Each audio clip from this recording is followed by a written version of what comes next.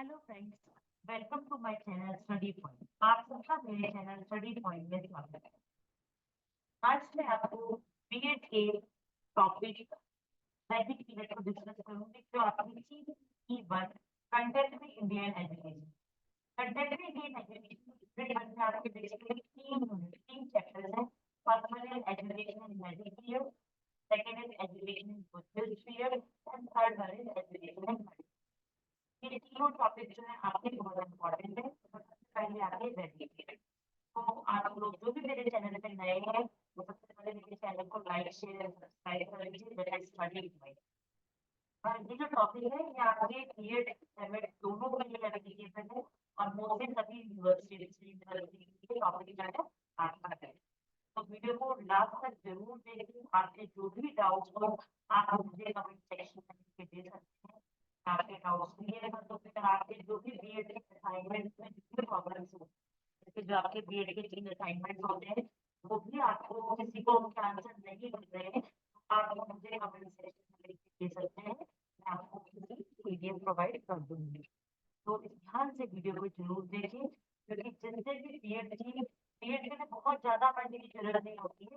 जब आपके एग्जाम जो है होगी, टाइम सफिशिएंट है। आप थोड़ा थोड़ा करके ये वीडियो देखेंगे, ध्यान से समझेंगे तो आप इजीली बीएड क्रैक कर सकते हैं। तो आपका अब सबसे पहले स्टार्ट करती हूँ। उसके लिए आपके जो टॉपिक्स हैं एजुकेशन वैदिक पीरियड के, वो ये है कि सबसे पहले हम पढ़ेंगे इंट्रोडक्शन कि वैदिक पीरियड कैसा था, क्या था, किस टाइम पे था, administration and finance, structure and organisation of education, संस्कार एंड सेरेमनीज, कौन कौन सी सेरेमनी की जाती थी उस टाइम पे, और AIIMS and objectives, curriculum, methods of teaching, rule of teaching, merits and demerits. सारे के सारे जो टॉपिक्स हैं ये हम कवर कर लेंगे, जिससे आपका वैदिक पीरियड का टॉपिक है। सबसे पहले आता है वैदिक पीरियड क्या था। वैदिक पीरियड जो था आपका, जो आपकी इंडियन सिविलाइजेशन है या जो आपका इंडियन कल्चर है, वो वर्ल्ड का सबसे ओल्डेस्ट सिविलाइजेशन है। हमारे इंडिया वैदिक पीरियड से आपको समझ में आ रहा होगा नेम वेदास, तो आपके 4 वेद हैं, ऋग्वेद, सामवेद, यजुर्वेद, अथर्ववेद। ये चारों के चारों वेद हैं, ये क्या है, oldest scriptures of the world. हमारे ट्रेडिशन है। तो वेदास को जो है जनरली हम कैसे कंसीडर करते हैं, ये रिलीजियस पॉइंट ऑफ व्यू से। तो एक इंग्लिश स्कॉलर थे एफ.डब्ल्यू. थॉमस, उन्होंने क्या कहा था कि there has been no country in the world, there has been no country in the world where the love of learning had so early at home. The world में ऐसी कोई country नहीं है इंडिया के अलावा जहाँ पर लर्निंग के लिए जो ज्ञान है, जो लर्निंग के लिए लव है, वो इसी स्टार्ट हुआ है। तो जो एंशिएंट हिस्टोरियंस की माना जाए तो जो हमारा वैदिक पीरियड है ये कितना है, बिफोर 600 BC, यानी कि रफली देखा जाता है तो 500 BC से 2500 BC का जो टाइम पीरियड है उसको हम बोलते हैं, वो हमारा वैदिक पीरियड है। India was the first country in the world to have a sound system of education. ये क्या है, वर्ल्ड की ऐसी पहली कंट्री है जहाँ पर कोई एजुकेशन सिस्टम आया था। इस सिस्टम को, ये जो सिस्टम था ये हमारा वैदिक पीरियड में डेवलप हुआ है, इसीलिए इसे हम बोलते हैं वैदिक सिस्टम ऑफ एजुकेशन। इसका नाम जो है वैदिक सिस्टम ऑफ एजुकेशन। और उस टाइम पे क्या था, जो हमारा वैदिक पीरियड था उसमें जो एजुकेशन थी, वो एजुकेशन पूरी की पूरी ब्राह्मण्स के हाथ में थी। ब्राह्मण्स के पास राइट था एजुकेशन का, इसीलिए उस एजुकेशन को हम ब्राह्मण सिस्टम ऑफ एजुकेशन बोलते हैं। और बाद में लेटर वैदिक पीरियड में उसका ब्राह्मण सिस्टम ऑफ एजुकेशन से हटाकर उसका नाम हो गया हिंदू सिस्टम।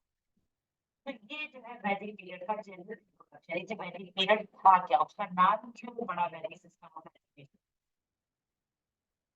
अब नेक्स्ट जो आता है वो हमारा आता है,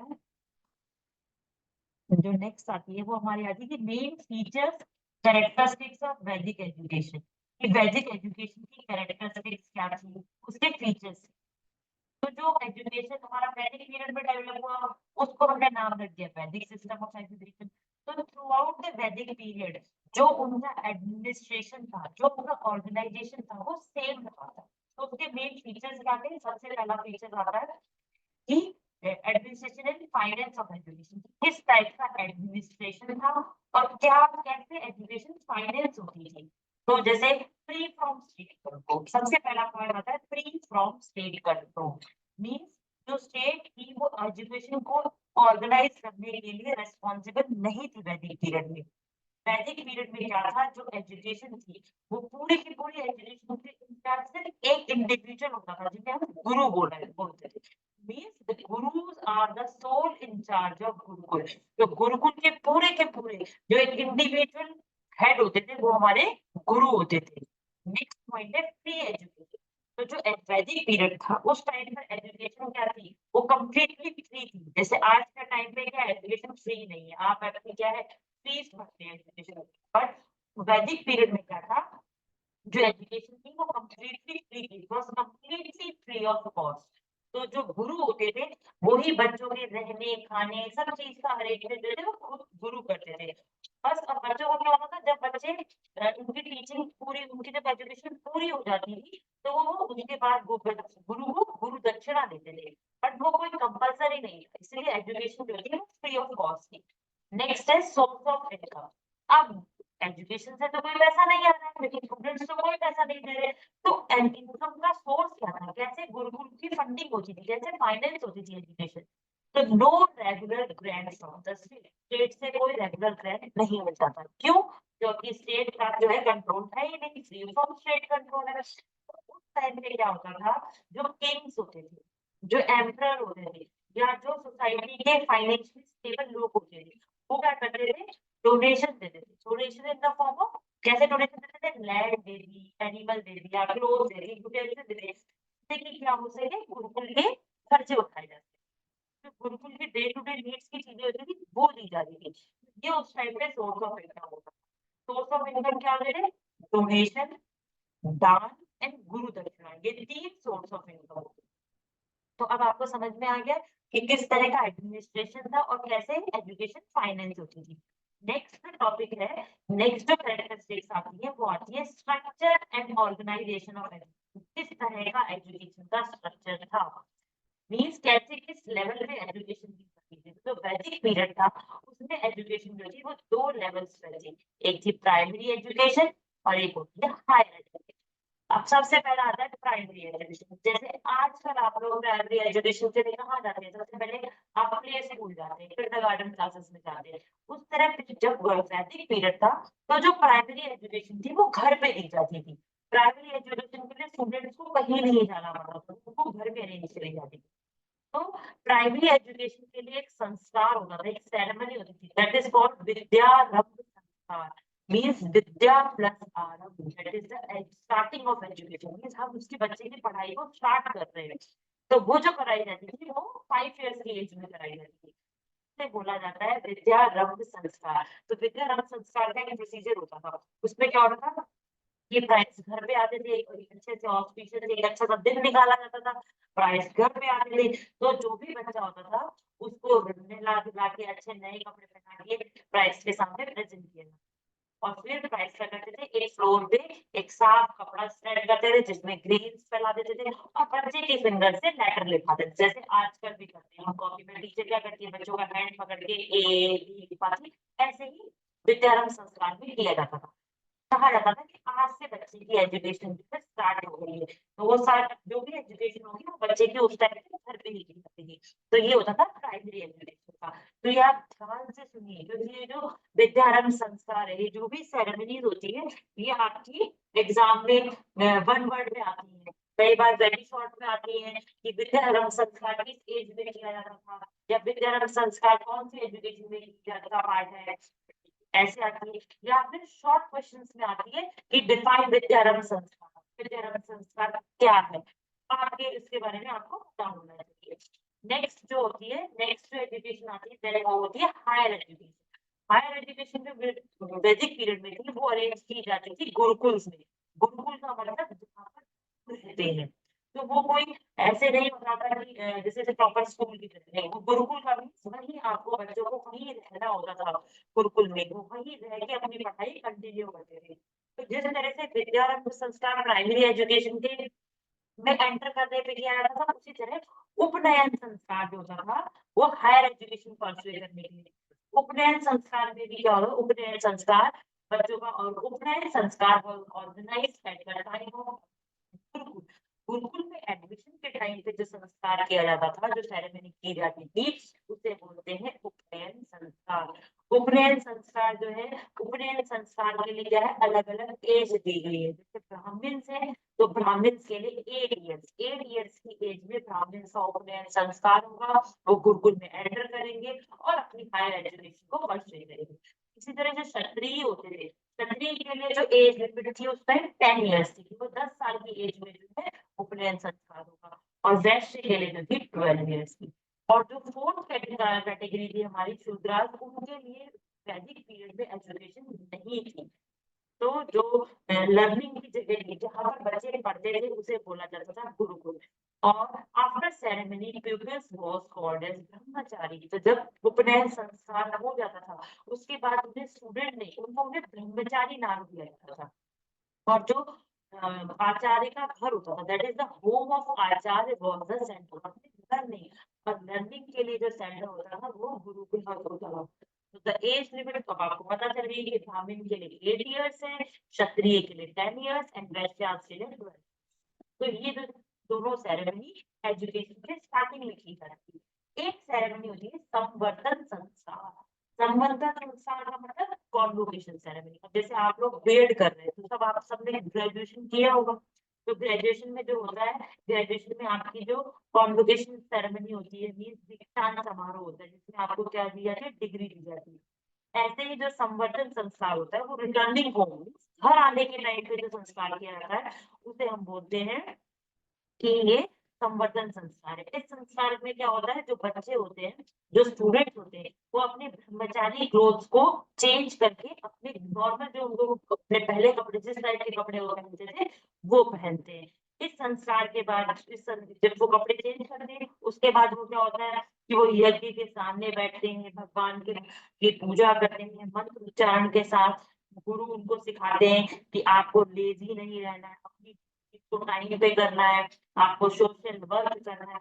इस तरह से उनको गुरु जो है आखिरी के टाइम पे उनको एक नॉलेज देगी कि वो नॉलेज उनको लाइफ टाइम कंटिन्यू रखेंगे। तो ये होता है संवर्धन संस्कार। तो ये जो है 3 इम्पोर्टेंट सेरेमनीज है, जो आपकी वेरी शॉर्ट शॉर्ट दोनों में पूछी जा सकती है। तो आप ये तीनों सेरेमनीज को ध्यान से सुनिए, एक पॉइंटर्स बना के चलिए, जो पॉइंट्स आपको इम्पोर्टेंट लगते हैं देखिए, क्योंकि बीएड में आपको कुछ भी रटने की जरूरत नहीं है। ये ऐसा टॉपिक है कि आप इसको कोई काम करते करते सुनेंगे वो भी आप इसको समझ सकते हैं और अपनी बीएड में लिख सकते हैं। अब जो आपका नेक्स्ट टॉपिक आता है, वो आता है AIIMS and ideals of education. Education के एम क्या थे वैदिक एजुकेशन के, और उनके आइडियल्स क्या थे। सबसे पहला है preservation and enhancement of health. Means जो वैदिक ऋषि थे, उनका मानना क्या था कि जो एजुकेशन का चीफ एम है, वो है नॉलेज को डेवलप करना। कैसी नॉलेज को डेवलप करना है, ऐसी नॉलेज को डेवलप करना जिससे कि आप क्या हो सके, एट द एंड आप सेल्वेशन को अचीव कर सके। तो उसके लिए क्या मानते थे वो, कि जो हमारी एजुकेशन है, उसका मेन एम है कि आपकी जो ह्यूमन लाइफ है, मीन जो आपकी बॉडी है वो हेल्दी रहनी चाहिए, और जो आपका माइंड है वो भी हेल्दी रहना चाहिए। क्योंकि तभी आप अपने गोल को अचीव कर सकते हैं, अगर आपकी हेल्दी बॉडी और माइंड। तो इसलिए वो क्या करते थे, हेल्दी बॉडी के लिए तो वो फिजिकल और मेंटल हेल्थ के लिए ऋषि आश्रम में गए थे। हेल्दी बॉडी के लिए वो क्या करते थे, प्रॉपर न्यूट्रिशन की एजुकेशन देते थे। और हेल्दी माइंड के लिए क्या करते थे, अच्छी थिंकिंग के बारे में एजुकेशन देते थे। जैसे कि आपको बॉडी के लिए क्या करना है, फिजिकल एक्सरसाइज करनी है, अच्छा खाना खाना है, डेली रूटीन को फॉलो करना है। इससे क्या होगी, आपकी हेल्थ जो है अच्छी रहेगी। और वहीं आप हेल्दी माइंड के लिए क्या करेंगे, वो बच्चों को ऐसी नॉलेज देते थे जिससे कि उनकी थिंकिंग प्रॉपर हो सके, वो ट्रुथ नॉन वायलेंस के पथ पे चले। तो ये सब चीजें जो है वो उनकी मेंटल हेल्थ को एनहेंस करने के लिए। सेकंड जो एम होता है वो एजुकेशन का, वो है डेवलपमेंट ऑफ नॉलेज। क्योंकि जो वैदिक पीरियड था उसका चीफ एम यही था, क्योंकि वो क्या मानते थे कि नॉलेज जो है ये ह्यूमन बीइंग्स की थर्ड आई, मींस ज्ञानम मनुष्य तृतीयम नेत्रम, ज्ञान मनुष्य की तीसरी। उनका मानना ये था वैदिक पीरियड में कि जो हमारी दो आंखें हैं वो हमारे कंक्रीट और मटेरियल वर्ल्ड को परसीव करने के लिए, और जो आपकी थर्ड आई है वो जो आपकी कंक्रीट और मटेरियल वर्ल्ड है उसको कॉम्प्रिहेंड करने की। इसलिए वो क्या करते थे बच्चों को मटेरियल प्रॉस्पेरिटी के लिए तो बच्चों को ग्रामर, लैंग्वेज, एग्रीकल्चर नॉलेज वगैरह, और स्पिरिचुअल डेवलपमेंट के लिए वो रिलीजन, एथिक्स, इसकी नॉलेज। नेक्स्ट पॉइंट आता है वो आता है आपका acquaintance and observation of social and national duties. तो जो तीसरा मेन एम है वैदिक एजुकेशन का वो यही है कि हमको क्या करना है, आपको अपनी ड्यूटीज करनी है। आपकी कुछ ड्यूटीज है, आपके अपने लिए तो है ही है, अपने लिए तो हर कोई कुछ करता है, बट आपकी एक ड्यूटी है वो एक सोसाइटी के लिए है, एक नेशन के लिए। तो आपको वैदिक पीरियड में जो एजुकेशन चलती है उसका मेन ये प्रिपेयर करना है कि मीन्स गुरु का ये वहां के जो गुरु होते थे वैदिक पीरियड के, वो बच्चों को अपनी लाइफ के 3 डेप्थ्स को क्लियर करने की बात चाहिए, 3 ऋण को क्लियर करना है। फर्स्ट वन इज आप पितृ ऋण, सेकंड इज गुरु ऋण, एंड थर्ड वन इज देव ऋण। तो उनका मानना ये था कि आपकी जो लाइफ है आपने अपनी लाइफ में ये तीनों ऋणों को क्लियर करना है। Next one is preservation and development of culture. अब क्या है, जो उस टाइम की कल्चर था वो कैसा था, रिलीजन ओरिएंटेड था। हर आदमी कैसे कपड़े पहनेगा, कैसा खाना खाएगा, कैसी उसका कस्टम होगा, क्या ट्रेडिशन फॉलो करेगा, ये डिपेंड करता था ये रिलीजन के बेसिस पे। इसलिए उस टाइम पे वैदिक पीरियड का जो मेन एम था वो ये था कि अपने कल्चर को प्रिजर्व करके रखना है और उसे ट्रांसमिट करना है one generation to another generation. तो इस तरह से ये जो था उसका एक मेन एम था। नेक्स्ट जो एम था वो है moral and character development. Moral and character development में क्या है कि वैदिक पीरियड में क्या था, हमें लोगों को इस तरह से ट्रेन करना है, रिलीजन के अकॉर्डिंग ट्रेन करना है और उनको प्रॉपर डायरेक्शन देनी है ताकि वो अपनी उनकी थिंकिंग जो हो सके वो किस पे बेस्ड हो, वो उनके रिलीजन पे बेस्ड हो, ताकि वो क्या कर सके अपने सेंस ऑर्गन को कंट्रोल कर सके, उनका अपने आप में सेल्फ कंट्रोल हो। तो इस तरह से हमारा उनका क्या है, बेसिकली उनका मॉरल डेवलपमेंट हो और उनका कैरेक्टर डेवलपमेंट हो। नेक्स्ट जो पॉइंट है वो है education of livelihood, arts and. तो कुछ स्कॉलर्स तो ये भी मानते हैं कि उस टाइम पे वोकेशनल एजुकेशन पे जो बच्चों को नहीं दी जाती थी, बट फैक्ट ये है कि उस टाइम पे जो एजुकेशन थी वो एग्रीकल्चर की एजुकेशन भी दी जाती थी, कैटल रियरिंग की दी जाती थी, बहुत सारे क्राफ्ट की दी जाती थी। तो बेसिकली ये सब चीजें क्या है, ये वोकेशनल एजुकेशन ही है। तो हमारी कंट्री क्या है, हमारी कंट्री बहुत प्रॉस्पेरस है। बट उस टाइम पे क्या था कि जो एजुकेशन दी जाती थी वो किसी की एबिलिटी के बेसिस पे नहीं दी जाती थी, वो दी जाती थी उनके रिलीजन के बेसिस पे। जैसे कि ब्राह्मण्स है, तो ब्राह्मण्स को बेसिकली रिलीजियस एक्टिविटीज और टीचिंग की नॉलेज दी जाती थी। क्यों, क्योंकि ये था, ये विवेक था कि ब्राह्मण है तो वो प्रेस्ट बनेगा, क्षत्रिय है तो वो वॉरियर होगा, तो उसको एडमिनिस्ट्रेशन की, उसको वॉर की नॉलेज दी जाती थी। फिर जो वैश्य है, वैश्य को बिजनेस की, मतलब ये तो बिजनेस क्लास है, तो इनको किसकी दी जाएगी, इनको कैटल रियरिंग, ट्रेड, कॉमर्स, इन सब की। और जो शूद्रा थे उनको उनको वर्किंग क्लास समझा जाता था, इसलिए उनको नॉलेज, उनको एजुकेशन नहीं दी जाती थी। तो उस टाइम पे क्या था कि ये जो तीनों क्लासेस थी इनके लिए एजुकेशन, गुरुकुल में एक एजुकेशन सिस्टम था, उसके हिसाब से ही वहां पर उनको क्लासेस दी जाती थी या उनको पढ़ाया जाता था। Next one is spiritual development. तो जो अल्टीमेट एम होता है एजुकेशन का वो उस टाइम पे ये था कि स्पिरिचुअल डेवलपमेंट करना है। मीन्स बच्चे का जो इनर एस्पेक्ट है उसका आउटर एस्पेक्ट, जो इंदर से बाहर से बच्चे को क्या करना है, प्यूरिफाई करना है। उसकी भाषा में, वाणी में, व्यवहार में क्या होना चाहिए, उसमें प्योरिटी आनी चाहिए। तो ये जो है मेन एम होते जो आपके वैदिक पीरियड के। तो ये जो भी मैंने पॉइंट्स लिखे हैं आपको ये पॉइंट्स टैबुलर फॉर्म में लिखने होंगे और हर एक पॉइंट के अंदर जैसे जैसे समझाया उस तरह से एक एक दो दो लाइन। तो इस तरह से आप अपने बीएड के आंसर को इम्प्रेसिव बनाते हैं। इस तरह से उनको जो है आप उनको लॉन्ग आंसर मिलते हैं, क्योंकि आपका जो लॉन्ग आंसर होता है वो 16 मार्क्स का होता है। तो 16 मार्क्स के लिए आपको एटलीस्ट 5 to 6 पेजेस तो लिखने ही है। तो ये 5 to 6 पेजेस कैसे लिखे जाते हैं कि आप सबसे पहले क्या करेंगे, सबसे पहले आप इनको एक हेडिंग बनाएंगे और इन हेडिंग के अंदर 2-2 3-3 लाइन लेके आप उनको एक्सप्लेन करेंगे। नेक्स्ट जो टॉपिक आता है वो आता है आपका curriculum of education.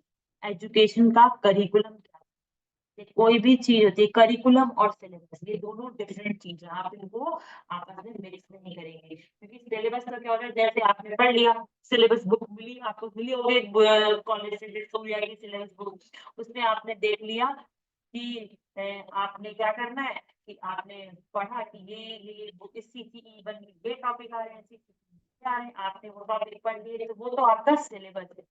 But curriculum क्या होता है कि सिलेबस के साथ आपके में क्या क्या चीजें, जैसे बीएड में आपके सिर्फ वो नहीं है, CCE 1 CC2 नहीं है, उसके अलावा क्या है, स्काउट एंड गाइड भी आएगा आपके लिए, आपके में असाइनमेंट भी आएंगे, आपके में बहुत सारी एक्टिविटीज आएंगी, कॉन्फ्रेंस आएंगे, टीचिंग आएंगी, ये सब सब का सब जो मिलता है वो होता है करिकुलम। अब करिकुलम कैसा होगा, तो करिकुलम जो था वैदिक पीरियड का वो दोनों लेवल के हिसाब से था, क्योंकि आपके पास दो लेवल है, primary education and higher education. तो प्राइमरी एजुकेशन में जो करिकुलम होता था वो किसमें होता था, उसमें लैंग्वेज होती थी, सिंपल कैलकुलेशंस होते थे, सोशल बिहेवियर सिखाया जाता था बच्चों को, रिलीजियस एक्टिविटीज में इन्वॉल्व किया जाता था, और लास्ट में उनको मॉरल स्टोरीज भी सुनाई जाती। तो बेसिकली ये जो एजुकेशन थी एक घर पे दी जाती थी, इसमें क्या है बच्चों को।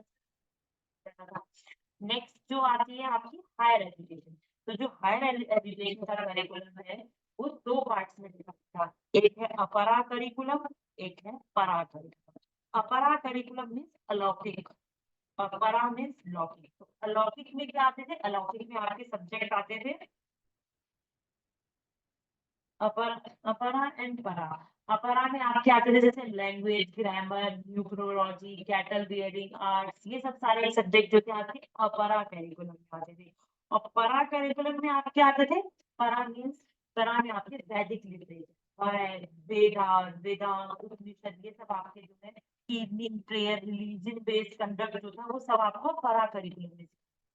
ये दो करिकुलम जो थे आपके बहुत इम्पोर्टेंट है। आपके वैदिक एजुकेशन की करिकुलम स्टार्टिंग में पूछे तो आपको बताना है कि वैदिक एजुकेशन में जो curriculum था वो दो पार्ट में डिवाइडेड था, परा एंड अपरा। परा में सब्जेक्ट्स आते हैं। नेक्स्ट जो आता है टॉपिक वो आता है आपका मेथड्स ऑफ टीचिंग, की किस तरह के टीचिंग मेथड्स जो है उस टाइम पे यूज। तो वैदिक पीरियड जनरली जो था वो ओरल ओरल ओरल ही होता था, क्यों, क्योंकि उस टाइम पे प्रिंटेशन नहीं आती थी, तो वो बेसिकली जो टीचर्स थे वो आपको ओरली कुछ पढ़ाते थे, आपने उन्हें सुनना होता था, उनको समझ के फिर आपको आगे करना होता। तो उस टाइम पे जो क्वेश्चन मेथड आया वो है क्वेश्चन आंसर मेथड आया, प्रॉब्लम सॉल्विंग, लेक्चर मेथड। तो जो टीचिंग थी वो टीचिंग के लिए one of the best method जो उस टाइम पे था वो था इमिटेशन, क्योंकि रिटर्न में कुछ था ही नहीं। तो फिर उसके बाद डिमॉन्स्ट्रेशन प्रैक्टिस मेथड आया। तो उस टाइम पे जो एक टीचिंग का बहुत इफेक्टिव मेथड था उसे हम बोलते हैं श्रवण मनन निधि, means listening, learning and practice. तो छोटे छोटे बच्चों को तो हम क्या करते थे, स्टोरी टेलिंग मेथड से सिखा देंगे।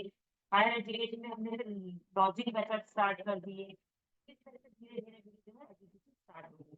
सबसे पहला है इमिटेशन, रिपीटेशन एंड इमिटेशन जो है वो नेचुरल मेथड है करने का, जो भी लैंग्वेज की नॉलेज दी जाती थी या जो भी हम प्राइमरी लेवल पे एजुकेशन देते वो होता था इमिटेशन मेथड के थ्रू होता था। जैसे आप लोग जब छोटे थे तो आपको बुक रीडिंग नहीं आती थी, जब आप किंडरगार्टन में होते थे आपको बुक रीडिंग नहीं आती, बट आपको राइम सारी लर्न होती है, क्यों, क्योंकि टीचर क्या करती है, सबसे पहले इमिटेट करती है, सबसे पहले टीचर इमिटेट करती है, फिर आप लोग टीचर के साथ उसे रिपीट करते हैं, और वो रिपीट रिपीट करते करते वो क्या होता है, वो रोट मेथड से वो आपको लर्न हो जाती है। सेम उस टाइम पर भी होता था कि बच्चे क्या करते थे, जब टीचर होते थे वो वेद मंत्रास को प्रोनाउंस करते थे बच्चों के सामने, बच्चे उन्हें इमिटेट करते थे, बार बार प्रोनाउंस करते थे, और फिर वो क्या होता था वो उन्हें मेमोराइज हो जाते थे। तो फर्स्ट मेथड है imitation, repetition and rote. Next method आता है एक्सप्लेनेशन एंड इलस्ट्रेशन मेथड। अब क्या होता था, जो वैदिक पीरियड में जो टीचर्स होते थे वो बच्चों को वेद के रूल बताते थे, मतलब वेदांत में क्या सिमिलीज यूज हुई, क्या मेटाफर यूज हुई, इसे समझाते थे, वेदों का मतलब एक एक श्लोक का मीनिंग समझाते थे, तो मीन्स एक्सप्लेन करते थे और उनको इलस्ट्रेट करते थे। तो ये इंपॉर्टेंट रहता था। नेक्स्ट है डिमॉन्स्ट्रेशन एंड प्रैक्टिस। वैदिक पीरियड में बहुत सारे सब्जेक्ट जो थे वो एक्टिविटी बेस्ड थे, जैसे कि एग्रीकल्चर है आपका, मिलिट्री साइंस, मेडिकल साइंस। इनको तो कोई भी सिर्फ ओरली नहीं समझा सकता। इसके लिए क्या करते थे टीचर, सबसे पहले कि कैसे उनको एक्टिविटी परफॉर्म की जाएगी वो बताते थे, फिर उन्हें डिमॉन्स्ट्रेट करते थे, और फिर बच्चे डिमॉन्स्ट्रेशन के बाद जो है बच्चे उसे प्रैक्टिस करते थे। Next is question answer method and debate method. तो लेटर वैदिक पीरियड में क्या हो गया कि इनिशियली तो बच्चे क्वेश्चन आंसर, अर्ली वैदिक पीरियड में question answer and debate method नहीं था। लेटर वैदिक पीरियड में जो आया वो आया question answer method and debate method. इसमें क्या होने लग गया, जो भी टीचर बच्चों को पढ़ाते थे बच्चे उसे ध्यान देते थे, और फिर उससे जो अपने डाउट्स को क्लियर करने लगे, क्वेश्चन आंसर्स करने लगे। बाद में उनमें क्या हो गया, कॉन्फ्रेंस में डिबेट होने लगी। तो ये मेथड डेवलप हुआ। Next is logic method. Logic method क्या है, बहुत सारे सब्जेक्ट्स ऐसे हैं जिसके लिए उस टाइम पे जो है लॉजिक मेथड यूज हुआ था। श्रवण मनन विधि, जैसे मैंने आपको समझा दिया है कि पहले बच्चे सुनते थे ध्यान से, फिर उसका मनन करते थे, और फिर उसको प्रैक्टिस में ले आते थे। और last is story telling method. Later Vedic period में क्या हुआ, एक आचार्य थे विष्णु शर्मा, वो राजा रानियों की कहानियां बनाते थे, की स्टोरीज क्रिएट करते थे, और जैसे उनकी स्टोरीज जो है वो पंचतंत्र में भी आती है, तो वो बच्चों को पढ़ाई जाती थी, और फिर उनसे क्वेश्चन आंसर्स पूछे जाते थे at the end of the story, जैसे moral question, moral based question. तो ये एक मेथड है। ये सारे के सारे मेथड्स ऑफ टीचिंग बहुत इंपॉर्टेंट है। आपको इनको ऐसे अच्छे से टेबल बनाना, उनमें लिखना, और हर एक मेथड को भी एक्सप्लेन करना। नेक्स्ट जो टॉपिक आता है वो है आपका रोल ऑफ टीचर्स, कि उस टाइम पे टीचर्स का क्या रोल था। तो वैदिक पीरियड में जो टीचर होते थे, teacher influence the learner through this life model. बच्चों को क्या करते थे, इन्फ्लुएंस करते थे। मींस वैदिक पीरियड में अ पर्सन विद हाई या good character could become a teacher. जिसका करेक्टर बहुत अच्छा होगा, वो स्कॉलर होगा, वो सेल्फ स्टूडियस होगा, रिलीजियस होगा, वो ही टीचर बन सकते। और उनका अपने आप पे बहुत कंट्रोल होता था, और दे occupied the highest place in the society. ऐसा माना जाता है कि गुरु को सर्वोत्तम स्थान दिया गया था। उनको दे वर एस्टैब्लिश्ड एज गॉड, उन्हें भगवान की तरह माना जाता था। तो उस टाइम पे जो गुरुकुल थे उनमें स्टूडेंट्स के लिए क्या थे, जो गुरु थे, जो टीचर थे, they are the spiritual father of students. वो स्टूडेंट के स्पिरिचुअल फादर कहलाए जाते थे। उनका मॉरल कैरेक्टर हाई होता था, उनमें बहुत कैलिबर होता था। वो क्या करते थे, बच्चों के कंप्लीटली अरेंजमेंट के लिए गुरुकुल में वो रेस्पॉन्सिबल थे, बच्चों की लॉजिंग, फूड, इन सब का ध्यान रखते थे। और टीचर की स्टूडेंट्स की क्या ड्यूटी थी कि एडमिशन के टाइम पे वो बच्चों की लॉजिंग, फूड और क्लोथिंग का अरेंजमेंट करेंगे, बच्चों की हेल्थ का को लुक आफ्टर करेंगे, उनको लैंग्वेज, रिलीजन, एथिक्स की नॉलेज देंगे, की एजुकेशन देंगे। बच्चों की एबिलिटी के हिसाब से उन्हें एजुकेशन दी जाएगी, अकॉर्डिंग टू देयर कास्ट उनको नॉलेज दी, स्पेसिफिक सब्जेक्ट्स की नॉलेज दी जाएगी। बच्चों को अच्छा बिहेवियर, उनका कैरेक्टर बिल्ड करना, ये सब क्या है टीचर्स के रोल में तो टीचर काम करते थे। नेक्स्ट है रोल ऑफ स्टूडेंट्स। स्टूडेंट्स का क्या रोल था, तो वैदिक पीरियड में क्या कहा जाता है कि कंपलसरी ब्रह्मचारी। मीन्स वैदिक पीरियड में था कि सिर्फ अनमैरिड स्टूडेंट्स को ही गुरुकुल में एडमिशन मिलेगा, और फिर उन्हें वहां पे ब्रह्मचारी बोला जाता था। उनको क्या करना है, they have to maintain self discipline. उनको सिंपल फूड खाना है, प्योर फूड खाना है, सिंपल क्लोथ पहनने में, सादा उनको व्यतीत करना होता था। सारे इंटॉक्सिकेशन से दूर रहना है। और उनको क्या करना होता था, जैसे आपने पहले भी पढ़ा था, जो करेक्टर बिल्डिंग का है कि मॉरल और करेक्टर डेवलपमेंट, उसके लिए क्या है कि उन्हें ट्रुथ, नॉन वायलेंस के पथ पे चलना है। तो ये सारे के सारे जो है वैदिक पीरियड में जो स्टूडेंट्स थे उनका रोल प्ले था। और उनको क्या करना है, अपने टीचर्स की रिस्पेक्ट करनी है। तो मीन्स डिसिप्लिन क्या था वैदिक पीरियड का, वैदिक पीरियड का डिसिप्लिन का मतलब है कि फिजिकल, मेंटल, स्पिरिचुअल जो है वो कंट्रोल होना चाहिए। फिजिकल कंट्रोल मीन्स आप में कि फिजिकल कंट्रोल का मतलब क्या है कि you have to observance of celibacy, abstain from vanity. ये सब आपके फिजिकल कंट्रोल हो गए कि इंटॉक्सिकेशन से दूर रहना है, गैम्बलिंग नहीं करनी है, गौ हत्या नहीं करनी है, ये आपका फिजिकल कंट्रोल है। मेंटल कंट्रोल में क्या करना है, आपको अपने सेंस ऑर्गन्स को कंट्रोल करना है, टू स्पीक ट्रुथ, सच बोलना है, नॉन वायलेंस रखना है, नॉन स्टीलिंग होनी चाहिए। ये सब क्या है आपका मेंटल कंट्रोल हो गया। और स्पिरिचुअल कंट्रोल के लिए क्या करना है, आपको अपनी सोल को आइडेंटिफाई करना है, आपको क्या करना है, आपको यूनिवर्सल वेलफेयर के लिए कुछ करना है। तो ये तीनों तरह से डिसिप्लिन मीन्स डिसिप्लिन कैसा होना चाहिए, फिजिकल, मेंटल और स्पिरिचुअल कंट्रोल होना चाहिए।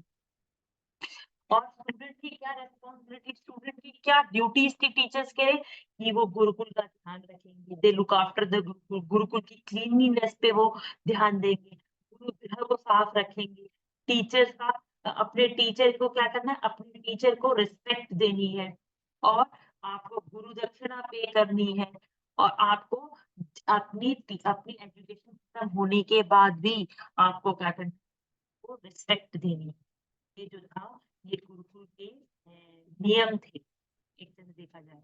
तो नेक्स्ट जो टॉपिक आता है वो आता है मेरिट्स ऑफ वैदिक सिस्टम, कि वैदिक सिस्टम के मेरिट्स, फायदे क्या है और वैदिक सिस्टम के नुकसान क्या है। तो कोई भी एजुकेशन हो उसके क्या होते हैं, उसके मेरिट्स और डिमेरिट्स के बेसिस पर ही क्या होता है, उसमें आगे प्रोग्रेस होती है, क्योंकि एजुकेशन क्या है, एक सोशल प्रोसेस है ना। तो वैदिक एजुकेशन के मेरिट्स क्या है, सबसे पहला फ्री एजुकेशन, कि कोई फी चार्ज नहीं की जाती थी गुरुकुल में, इसलिए उसका मेरिट है। तो आपने सारे पॉइंट्स जो पहले पढ़े हैं, जो भी पॉइंट्स वैदिक सिस्टम के मेरिट है वो सारे मेंशन कर सकते हैं। एक्सटेंसिव मीनिंग ऑफ एजुकेशन, जो ये एक्सपेक्ट किया जाता था कि जो बच्चे जो है गुरुकुल की एजुकेशन कंप्लीट होने के बाद भी उसे फॉलो अप करेंगे। और जो एजुकेशन का जो एम है वो ये है कि आपकी preservation of health, development of knowledge, ये जितने भी आपके एम थे वो सारे के सारे आप इसमें लिख सकते हैं कि वो सारे के सारे इसके मेरिट्स थे। और development of good teaching method, अच्छे अच्छे मेथड डेवलप हुई, जैसे कि आपके क्वेश्चन सॉल्विंग मेथड, आपका लॉजिक मेथड, ये सारे के सारे मेथड्स। नेक्स्ट है cordial relationship between teacher and student, students और टीचर के बीच में बहुत ही कॉर्डियल था। जो टीचर थे वो बच्चों को पिता की तरह देखते थे, सॉरी जो टीचर थे वो बच्चों को बच्चों के पुत्र की तरह देखते थे, और जो स्टूडेंट होते थे वो अपने गुरु को पिता की तरह देखते थे। तो मीन्स क्या था कि जो बच्चे थे वो उनको जीवन पर्यंत अपने गुरु की रेस्पेक्ट करते थे। और suitable environment of Gurukul, Gurukul का जो एनवायरनमेंट था वो बहुत सुटेबल था। आज की तरह नहीं है कि कहीं पर भी स्कूल है, जैसे पहले क्या था, जो गुरुकुल होता था वो एक काम सैनिक एनवायरनमेंट होता था, पीसफुल एनवायरनमेंट होगा, फॉरेस्ट में, बीच में, नदी के किनारे, तो क्या है पॉल्यूशन से दूर। तो ऐसे एनवायरनमेंट में क्या होता है, पढ़ने का मन करता है। अगर आप इससे कहीं जाते हैं बहुत शांत जगह में, तो आपके अपनी कोई एक बुक पढ़ते हैं, तो उसी तरह से गुरुकुल का एनवायरनमेंट था, जहाँ पे रेगुलर रिलीजियस एक्टिविटीज होती थी, तो बच्चों को सब कुछ सिखाया जाता था। तो कैसे सिखाया जाता था, प्रकृति की गोद में सिखाया जाता था। तो ये जो है ये एक गुरुकुल का मेरिट है। और उस टाइम पे क्या था, स्पेशलाइजेशन भी हो गई थी, जैसे कि बच्चों को एक कुछ ना कुछ स्पेशलाइजेशन सिखाने लग गए थे, कि कास्ट सिस्टम के ही अकॉर्डिंग पढ़ कराने लग गए थे। तो ये भी क्या है, वैदिक सिस्टम के मेरिट्स हैं। ये सारे के सारे पॉइंट्स हैं, आप इनके अंदर देखिए, आपका अच्छा एक आंसर होगा, इम्प्रेसिव आंसर होगा। क्योंकि बीएड में लिखना उतना इम्पोर्टेंट नहीं है, बीएड में है आप कितना अच्छा लिख रहे हैं। आपने 6 पेज भरे, 7 पेज भरे, बट उसमें कुछ नहीं है, कोई हेडिंग नहीं है, कोई टेबल नहीं है, तो उसका कोई सेंस नहीं बनता है। आप पॉइंट वाइज लिखिए, खूब अच्छा लिखिए, आप अच्छे अच्छे पॉइंट बार बार रिपीट ना करें। तो वही क्या है, वही बीएड है। बीएड में ये आप पढ़ लिया है, क्योंकि ये जो आप पढ़ रहे हैं इसका आपको टीचिंग में कोई यूज नहीं है, बट आपकी कैपेबिलिटी देखते हैं कि आप कैसे, आपकी प्रेजेंटेशन कैसी है, कि आप किसी क्वेश्चन को कैसे प्रेजेंट कर रहे हैं। तो वो आपके उसमें आप उसके लिए डेली प्रैक्टिस कीजिए, तो आपका अच्छे से हो जाएगा। नेक्स्ट टॉपिक है वो है डिमेरिट्स ऑफ वैदिक सिस्टम ऑफ एजुकेशन। वैदिक सिस्टम ऑफ एजुकेशन के डिमेरिट्स क्या है। सबसे पहला ये है कि education was not the responsibility of state, education जो है स्टेट की रिस्पांसिबिलिटी नहीं था। इट मींस क्या था, कि कोई यूनिफॉर्म सिस्टम ऑफ एजुकेशन नहीं था, कोई फंड नहीं आ रहा था, no fix source of income, fix source नहीं है, तो क्या इसके कारण गुरुकुल की कंडीशन बहुत पिटिएबल थी, जो स्टूडेंट्स थे वो आर्म्स कलेक्ट करते थे। तो ये सब क्या है कि उसके डिमेरिट्स है। नेक्स्ट है emphasis on rote learning, rote learning तो बहुत ज़्यादा है। आज के टाइम पे क्या है, जो आपकी एनईपी है, जो नेशनल एजुकेशन पॉलिसी आई है, उसमें यही आया है कि आपको बच्चों को रोड लर्निंग नहीं करानी है, कोई भी चीज रटानी नहीं है, बच्चों को खुद समझनी है, खुद डेवलप करनी है। आज जो वैसे सब माइक्रो टीचिंग स्किल में पढ़ते होंगे, उनमें देखते होंगे सब वो बेसिकली लेक्चर मेथड नहीं है। हमें बच्चों को क्या देना है, डेमोन्स्ट्रेट कराना है, डेमोन्स्ट्रेट कराना है, और बच्चे जो है लर्निंग बाय डूइंग से सीखे, खुद करके सीखे। लैक ऑफ मास एजुकेशन, जो मास एजुकेशन का कंसेप्ट था वो वैदिक पीरियड में डेवलप नहीं हुआ था। क्यों? क्योंकि उस टाइम पे जो एजुकेशन थी वो कास्ट और वर्ण के बेस पे थी, इसलिए मास एजुकेशन नहीं था। इवन वीमेन एजुकेशन के टाइम की भी प्रॉपर ऑर्गेनाइजेशन नहीं थी, कोई सेपरेट गुरुकुल नहीं थे वीमेन के लिए। बेसिकली नॉर्मल वीमेन तो एजुकेशन से डिप्राइव्ड थी, बट वो किंग्स की जो डॉटर होती थी उनको फिर भी कहीं कभी एजुकेशन चाहिए, उनके लिए एजुकेशन अरेंज हो जाती थी। Next excessive emphasis on religious education, तो एजुकेशन जो वैदिक पीरियड में थी वो रिलीजन ओरिएंटेड थी। उसमें लैंग्वेज, लिटरेचर, रिलीजन सब कंपलसरी सब्जेक्ट थे, बट जो ज्यादा फोकस दिया था वो किस पे दिया था, वो रिलीजन पे दिया था। तो बच्चों की मोस्ट ऑफ द एनर्जी थी उस स्टूडेंट की, वो रिलीजियस एक्टिविटीज को ही करने में चली जाती थी। तो यही एक रीजन है कि उस टाइम पे जो एजुकेशन का जो एजुकेशन लैक कर गई, वो इसका एक reason, one of the reason ये भी कि रिलीजियस एजुकेशन पे बहुत ज्यादा जोर दिया था। तो अगर हम कंक्लूजन देखा जाए तो वैदिक सिस्टम ऑफ एजुकेशन जो था वो बेस्ट सिस्टम ऑफ एजुकेशन है कंटेम्प्रेरी वर्ल्ड में। बट आज के हिसाब से अगर हम देखें तो उसे पूरी तरह अडॉप्ट नहीं कर सकते हैं, क्योंकि कुछ पॉइंट्स उसके जो है वो बेनिफिशियल है, बट कुछ पॉइंट जो है वो डिस्कार्डेड है, जिन्हें हम यूज नहीं कर सकते।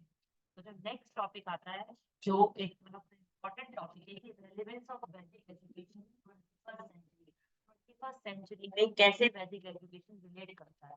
तो जो वैदिक एजुकेशन है, जो हमारे वैदिक पीरियड में जो एजुकेशन डेवलप हुई, वो क्या है, वो फाउंडेशन स्टोन है मॉडर्न सिस्टम ऑफ एजुकेशन।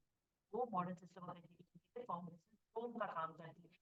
इसके बाद वैदिक सिस्टम ऑफ एजुकेशन के बाद हमारा बुद्धिस्ट सिस्टम ऑफ एजुकेशन आया, then Muslim system of education, और फाइनली अब जो है वो ब्रिटिश सिस्टम ऑफ। तो सबसे पहला, equal importance to all aspects of, हर डेवलपमेंट के लिए इक्वल इम्पोर्टेंस दी गई, चाहे वो कल्चरल डेवलपमेंट हो, मोरल डेवलपमेंट हो, फिजिकल हो, मेंटल हो, तो मीन्स ओवरऑल डेवलपमेंट की बात। Next, a peaceful, calm, clean, attractive and natural environment, जो एनवायरनमेंट था वो कैसा था, वो बहुत पीसफुल, काम, जैसा एक पढ़ने के लिए माहौल होना चाहिए वो उस टाइम पे पूरा का पूरा दिया गया था। प्रिंसिपल ऑफ आइडियलाइजेशन, आइडियलाइजेशन के प्रिंसिपल की बात की, self realization was the ultimate aim of life, equal opportunities मिली है, और एजुकेशन जो थी वो फ्री और यूनिवर्सल थी, और जो है वोकेशनल सब्जेक्ट को भी इम्पोर्टेंस, और जो आपकी इक्वल एजुकेशन जो पहले तो कोई डिस्क्रिमिनेशन नहीं था, है ना, no discrimination was made between the education of man and women, including equal facilities दी गई। मॉडर्न एज में भी क्या है, कोई डिस्क्रिमिनेशन नहीं है, मैन और विमेन की एजुकेशन में दोनों के पास, विमेन हो चाहे मैन हो, दोनों के पास इक्वल राइट है किसी भी टाइप की एजुकेशन को लेने की। और जो वोकेशनल एजुकेशन उस टाइम से स्टार्ट हो गई, और जो वोकेशनल एजुकेशन है उसे हम बोलते हैं कर्म शिक्षा पूरी तरह से। ये जो है वैदिक पीरियड में तो ये कैपेसिटी और एबिलिटी के हिसाब से दी जाती थी, बट आज के टाइम पे भी क्या है, वोकेशनल एजुकेशन जाती है, ताकि जो पर्सन है अपनी लाइफ को कंज्यूम कर सके। इसलिए ये जो आपका वैदिक सिस्टम है ये 21st सेंचुरी में भी रेलिवेंट है।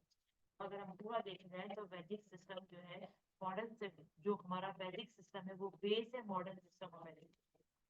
तो ये जो टॉपिक है आपका आज का टॉपिक यही खत्म होता है। आपको वीडियो कैसी लगी प्लीज कमेंट सेक्शन में जरूर बताइएगा, और मेरे चैनल को लाइक, शेयर एंड सब्सक्राइब। और हाँ, अगर आपको कोई भी डाउट हो तो आप मुझे कमेंट सेक्शन में लिख सकते हैं, I will resolve your problem. और इसके अलावा आपको क्या टॉपिक पहले पढ़ना है आप मुझे वो भी बता सकते हैं। हार्डली 2-3 डेज में आपका नेक्स्ट जो है बुद्धिस्ट सिस्टम ऑफ एजुकेशन का वीडियो आ जाएगा। आपको उससे रिलेटेड, इससे रिलेटेड जो भी प्रॉब्लम हो तो आप मुझे बता सकते हैं। Thank you, bye.